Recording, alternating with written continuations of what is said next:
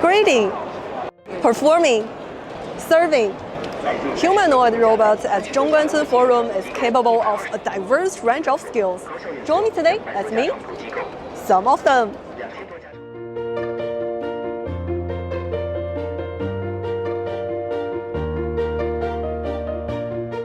我们是将具身大模型融入到了机器人的身体里面，机器人在进行或驾取送任务的时候，它会完全的自主的用大模型进行决策。机器人可以在场景里面自主进行工作，不再需要这种遥控器之类的辅助手段，它可以自主的在这个路线上进行行进，然后规划路径，把商品送给您。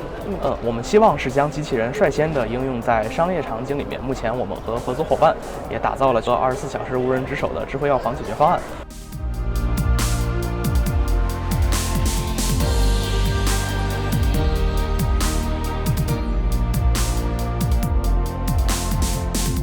我们这个整手的重量吧，大概在800克左右。然后我们在指尖、指腹、掌心这些完整的接触区域做了这个触觉传感器阵列的全覆盖，它能做一些复杂型的这种复合动作，像碾、搓、勾类的。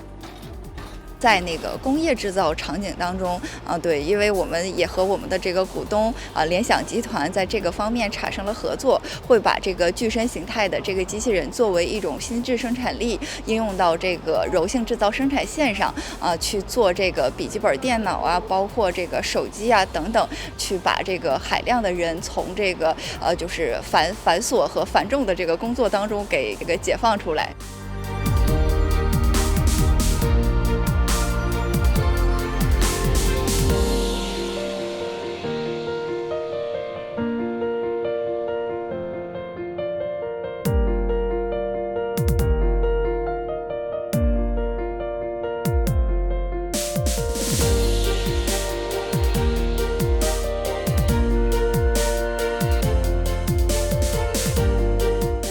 我觉得这次中关村论坛设置这些的应用场景，对整个行业帮助非常大，然后能够让更多的